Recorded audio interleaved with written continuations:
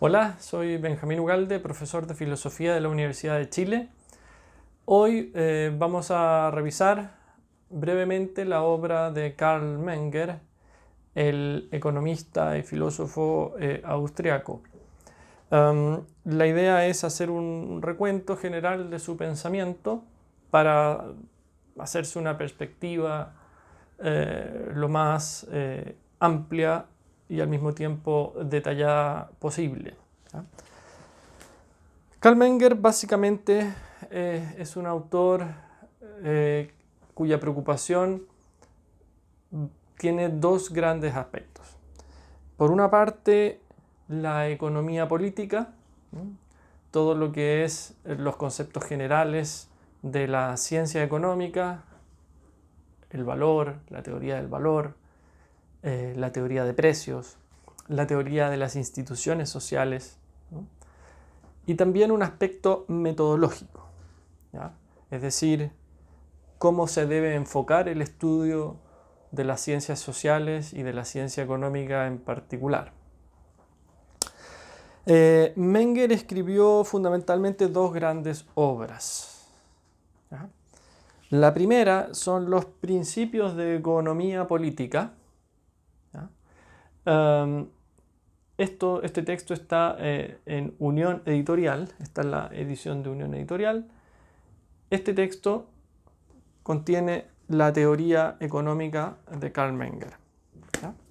Y el segundo texto, también por Unión Editorial, son las famosas investigaciones sobre el método de las ciencias sociales, ¿ya? Las Untersuchungen. Normalmente se las denomina con el nombre o con la primera palabra del nombre en alemán. Por una parte, las Untersuchungen, las investigaciones sobre el método, y por otra parte, los Grundsätze o los principios de economía política. También señalar que en esta edición vienen al final otros dos textos de Menger que son mucho más breves, que están relacionados con el tema de la metodología. El primero es Los errores del historicismo en la economía alemana, ¿ya? Que es un texto contra la escuela histórica, en particular contra la versión de Schmoller, y un segundo texto que contiene los elementos de una clasificación de la ciencia económica, que también es un texto muy breve que de alguna manera viene a resumir lo que Menger ha planteado en las investigaciones sobre el método. Estos dos entonces son los textos y las obras fundamentales de Menger. ¿Qué contienen? Bueno, contienen una nueva concepción de la ciencia económica. En los principios de economía política, lo que hace Menger es de alguna manera refutar las teorías no solo historicistas del surgimiento de la economía, es decir, como si la economía debiese estar preocupada del análisis de la historia, de los pueblos y del desarrollo económico de los pueblos, sino que también busca suplir las falencias de las teorías clásicas de la economía, de la escuela inglesa, dice él, ¿no es cierto?, refiriéndose a Adam Smith, Ricardo, etc., Mill. Porque naturalmente ve Menger una deficiencia en su teoría del valor, que es una de las teorías clásicas en torno a las que giró el pensamiento económico clásico, ¿no? ¿Dónde radica el valor? ¿Qué es el valor? Y naturalmente lo que hace Menger es decir, mire, la ciencia económica, como la concibieron los clásicos, no distinguió correctamente entre valor y precio, para comenzar. Y en segundo lugar, el valor fue concebido en relación al trabajo. Menger dice, y en esto articula una nueva revolución para la ciencia económica, el valor es completamente subjetivo. ¿Por qué? Porque el valor está determinado por el cálculo económico que yo como sujeto realizo en perspectiva a la satisfacción de una necesidad, ¿no? Menger es enfático en señalar que la economía es básicamente el estudio y el análisis de cómo los sujetos económicos satisfacen sus necesidades. ¿Ya? Por lo tanto, mi valoración subjetiva de cualquier elemento o cualquier bien económico, es decir, un bien escaso,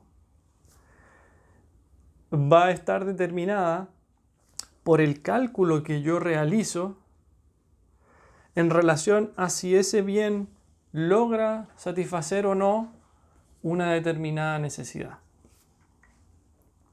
Y por lo tanto se cae la teoría del valor trabajo, es decir, la teoría clásica, ¿no es cierto?, que planteaba que el valor estaba en estrecha relación con el trabajo que se requería para la producción de los bienes, sino que los bienes pueden incluso no tener ningún valor económico, aunque haya sido puesto en ellos mucho trabajo, ¿no? Los bienes, el valor de los bienes está determinado por la valoración subjetiva y por el cálculo que realiza cada agente económico. Incluso es más, Menger habla de la significación, ¿no? Es decir, cuando yo evalúo económicamente un bien, le doy una cierta significación para mí, ¿no? Y la significación en ese sentido es completamente subjetiva. Eso es el valor, ¿no? El precio es otra cosa. El precio, ¿cierto? Y Menger desarrolla toda una teoría respecto de la formación del precio. El precio se forma a partir de esas valoraciones subjetivas y de otras consideraciones que entran en juego en el proceso de formación del precio. Pero el precio es el monto o la cifra, el número que se le asigna, ¿cierto?, en términos de un valor monetario de un determinado bien, que no es lo mismo, ¿cierto?, que la valoración subjetiva a partir de la cual llega a producirse esa formación del precio, ¿ya? Porque en la formación del precio actúan otras valoraciones también. Está la valoración subjetiva del comprador, pero también está la valoración subjetiva del vendedor, ¿no? Y cómo influyen todos estos aspectos. Y también, por supuesto, Menger reconoce, influyen sobre el precio la cantidad de un determinado bien que se ofrece en el mercado. ¿No sé? Si hay mucha oferta, naturalmente el precio también tiende a bajar. Por tanto, Menger comprende la formación del precio como una cuestión mucho más compleja. Pero en lo que no hay ninguna duda es en que la valoración, el valor como tal, es plenamente subjetivo. Además de eso, en los principios de economía política, Menger desarrolla básicamente lo que se va a conocer más tarde como el individualismo metodológico. Es decir, ¿cuál debe ser el método de investigación de las ciencias sociales y de la economía en particular? Una investigación que apunta a las unidades últimas a partir de las cuales se generan los fenómenos económicos. No una observación colectivista como la que hacían los historicistas alemanes de la escuela histórica alemana, ¿no es cierto?, de observar la historia económica de los pueblos o de las naciones. Esto también con una raigambre, ¿no es cierto?, en el mercantilismo, porque el mercantilismo también hablaba del enriquecimiento de la nación, etc., a través del proteccionismo, ¿no? En el caso de Menger se trata de analizar los elementos últimos que componen los fenómenos económicos y que llegan a constituirlos. Y estos elementos últimos son los individuos, los sujetos económicos, ¿no?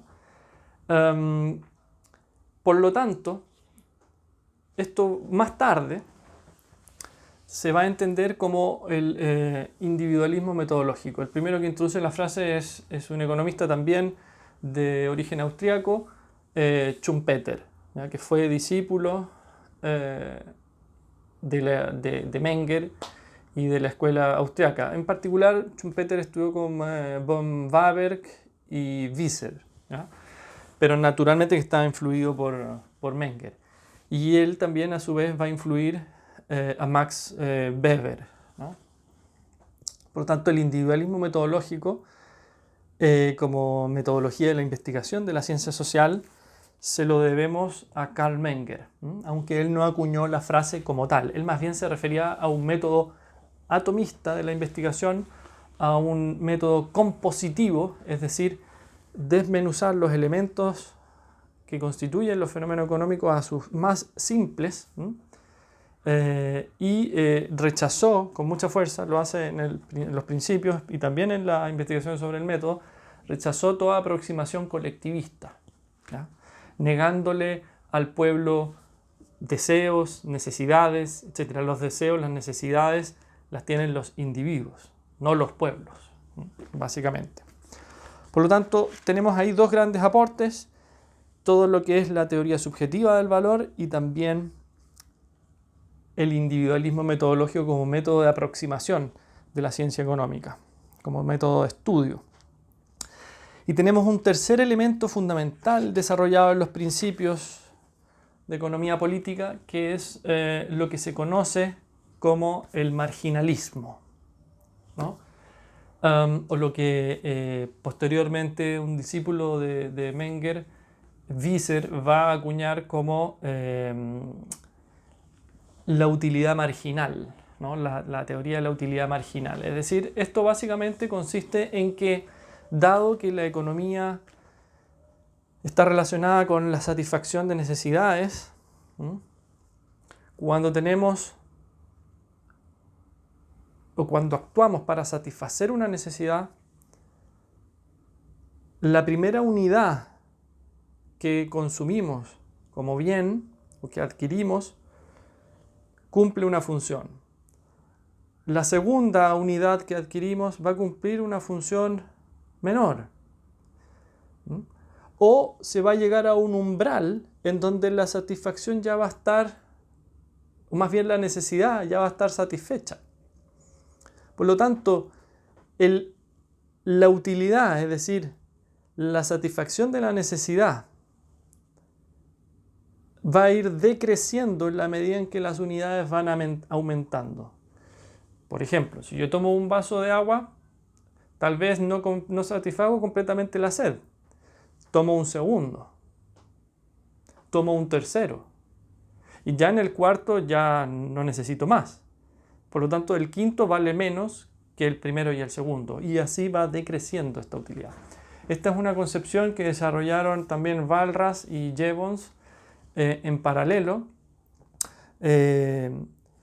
pero Menger fue el que la defendió y influyó muy potentemente sobre la escuela austriaca, pero también sobre Alfred Marshall. Y por lo tanto, la teoría, ¿no es cierto?, sobre la utilidad marginal también tiene su origen en Carl Menger. Esos son los tres elementos fundamentales, entonces, la teoría subjetivista del valor, la utilidad marginal y el individualismo metodológico. Esos son básicamente los tres grandes aportes de los principios de economía política de Menger. ¿Cuál es el aporte del método o de la investigación sobre el método de las ciencias sociales? Bueno, Menger estaba preocupado porque la escuela histórica alemana era dominante en lengua germana y era una escuela que no concebía la ciencia teórica de la economía, sino que simplemente se trataba de un análisis histórico y de que en el análisis histórico se iban a poder encontrar ciertas regularidades en la historia de los pueblos y a que a partir de eso se iba a poder determinar ciertas leyes empíricas de la economía. Menger está en contra de esa posición y dice no, lo que tenemos que hacer es volver a una ciencia teórica de la economía, estudiar las leyes, los fenómenos económicos y las leyes que los rigen en un sentido teórico y no meramente empírico, ¿ah? Y no meramente histórico en el sentido de una recolección de datos que además tiene un enfoque colectivista como la del historicismo alemán, y que no desmenuza a sus elementos más simples el análisis económico. Por lo tanto, esa tesis la rechaza Menger y adopta y defiende nuevamente el individualismo metodológico. ¿Sí? El método de las ciencias sociales debe ser desmenuzar a sus elementos más simples, los fenómenos sociales o los fenómenos económicos en particular. Y a su vez desarrolla toda una reflexión respecto de la ciencia económica, ¿no? ¿En qué consiste la ciencia económica como ciencia teórica? ¿Ya? Esto lo lleva al mismo tiempo a desarrollar ciertas teorías, ¿no?, respecto de cómo surgen las instituciones sociales. Y en este texto Menger desarrolla la muy importante tesis de que hay elementos de las instituciones sociales que se han desarrollado de manera espontánea. Menger rechaza la tesis organicista, rechaza la idea de que el método de la ciencia social y la ciencia económica en particular pueda ser analogable con los métodos de la biología y de la física, ¿ya? Es decir, como concebir los fenómenos económicos como meramente naturales, ¿ya? Rechaza esa posición, pero también rechaza la tesis historicista de que estos desarrollos son meras construcciones y convenciones positivas de los legisladores y de las sociedades en general. Menger establece un punto o una situación intermedia, una comprensión intermedia de los fenómenos sociales, como si estos fuesen fruto de la interacción individual, y a partir de esa interacción individual, un desarrollo no intencionado, espontáneo, de ciertas instituciones sociales. Esta tesis es fundamental porque es la tesis que va a defender la escuela austriaca, básicamente, desde Menger hasta Hayek, ¿no? Y en Hayek es un elemento fundamental. Si ustedes quieren conocer el origen de esa tesis, el método de las ciencias sociales, ahí está el origen de esta tesis. Incluso Menger dice, el dinero es una institución de desarrollo espontáneo. Y es más, el Estado, como lo conocemos, también sería fruto de un desarrollo espontáneo. El Estado no es ni natural ni completamente artificial, ¿no? Es decir, no podemos estudiarlo a través de los métodos de la ciencia natural, de la física y de la biología, pero tampoco podemos estudiarlo historicistamente como si fuese solamente un constructo de las sociedades, sino que es algo intermedio, es un desarrollo espontáneo que surge a partir de la interacción de las individualidades y de los individuos. Esto es fundamental, ¿no? Es una idea muy importante para el desarrollo de las ciencias sociales y para el desarrollo en particular de lo que va a ser la escuela austriaca. Por eso Menger es el fundador básicamente de esta escuela, ¿no? Entonces la espontaneidad de las instituciones sociales también es algo que Menger afirma en este texto y lo realza, ¿no? Esto, por ejemplo, podríamos pensar, distingue a Menger y la escuela austriaca de ciertas versiones más recientes del liberalismo, entendiendo, por ejemplo, la figura de los anarcocapitalistas, que más bien ven en el Estado una formación completamente arbitraria, ¿no? Menger diría hay un desarrollo también espontáneo del Estado. El Estado ha sido una institución social que se ha desarrollado espontáneamente, a pesar de que naturalmente su acción y su actuar hoy puede ser completamente arbitrario, y eso es lo que hay que evitar. Pero justamente Menger dice, a través del análisis de las instituciones sociales como desarrollos espontáneos podemos tomar conciencia de que, por una parte, el constructivismo completo de ciertos reformistas sociales es equivocado, pero también el análisis puramente naturalista de otros, ¿ya? Como por ejemplo darwinismo social o otras teorías, también es equivocado. Hay un punto, vamos a decirlo así, intermedio, en donde el desarrollo de las instituciones sociales tiene un componente espontáneo y orgánico, pero eso no impide que haya también desarrollos positivos, legislativos o sociales. Pero siempre deben ser hechos, dice Menger, teniendo en consideración que la conformación de estas instituciones ha sido espontánea en su origen. Bueno, con eso llegamos al fin de este análisis de la obra de Menger. Naturalmente que hay muchos más problemas, que esto es un autor muy rico, en muchos aspectos muy filosófico, y por lo tanto les recomiendo que lean los textos. Son textos que se pueden leer sin ninguna dificultad mayor. No son textos técnicos ni mucho menos. Esto es una gran gracia que tiene la escuela austríaca en general, que son textos que no incorporan análisis técnicos, digamos, matemáticos o de fórmulas que hagan ininteligible o muy difícil su lectura, sino que son textos de una redacción bastante amigable. Así que, bueno, si les ha interesado este material, no olviden suscribirse a este canal, Filosofía, Política y Economía. Nos estaremos viendo en un próximo video.